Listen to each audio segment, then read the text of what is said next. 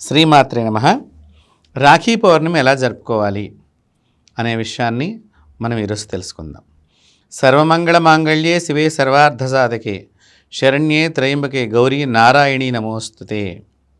మనకి శ్రావణ మాసాల్లో వచ్చేటువంటి ప్రధానమైనటువంటి పండుగల్లో ఈ రాఖీ పండుగ చాలా గొప్పగా జరుపుకునేటువంటి సంప్రదాయం మన భారతీయులందరికీ కూడా ఉన్నది.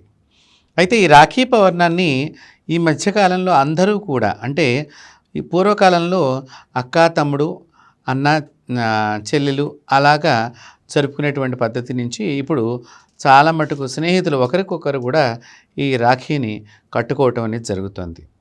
ఏదేమైనప్పటికీ కూడా ఇవన్నీ కూడా మంచి విషయాలే.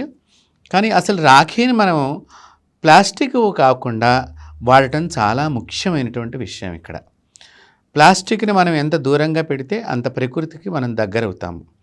ప్రకృతికి ఎంత దగ్గర అవుతున్నామో విజ్ఞానానికి అంత దగ్గర అవుతున్నట్లు లెక్క. ప్రకృతిలో సంభవించేటువంటి ఏ విషయాన్నైనా కూడా మనిషి తెలుసుకోవాలంటే ప్రకృతిని గౌరవించాలి. అలాంటి పండుగల్లో ఈ రాఖీ పండుగ కూడా ఒకటి. రాఖీని మనం ఇంట్లోనే మనం తయారు చేసుకునేటువంటి పద్ధతి.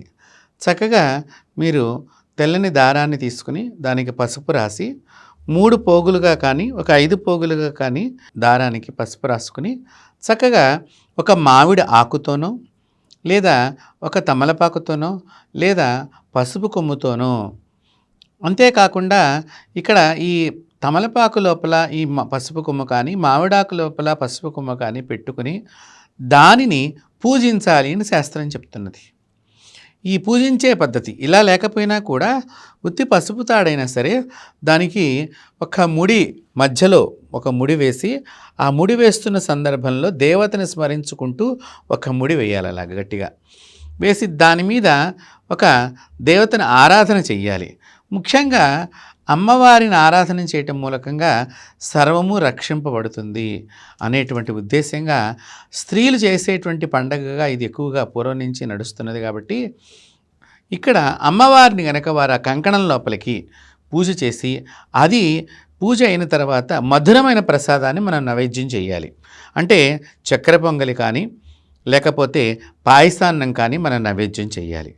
ఈ కంకణానికి పూజ చేయటంలో అర్థం ఏమిటయ్యా అంటే తనతో పాటు చాలా కాలం, అంటే పుట్టినప్పటి నుంచి చాలా కాలం, అంటే ఒక 25-26 సంవత్సరాలు వచ్చేదాకా తన తమ్ముడో తన అన్నయ్యో జీవించి ఉంటాడు. ఆ అన్నయ్యని వదిలేసినటువంటి అన్నయ్యతోనో తమ్ముడితోనో ఈ ఆడపిల్ల అనేక విషయాలు చెప్పుకుంటూ ఉంటుంది.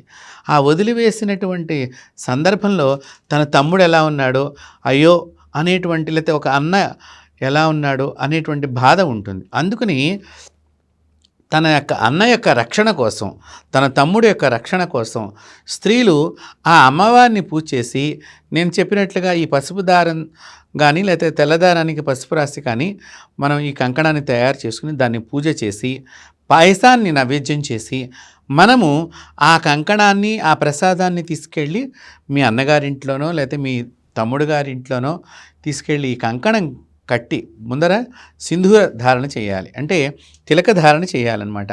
తిలకం పెట్టిన తర్వాత ఈ అమ్మవారి అక్షింతలు ఆయనకిచ్చి చేతికి కంకణం కట్టాలి. మనం పూజ చేసినటువంటి కంకణం.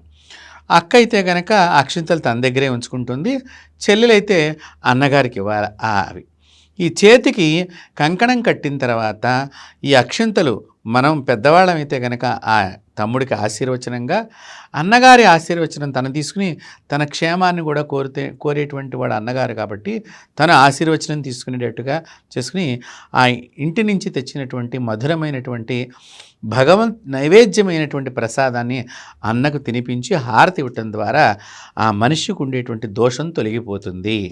ఇది రాఖీ మనం చేసుకోవాల్సినటువంటి విషయం.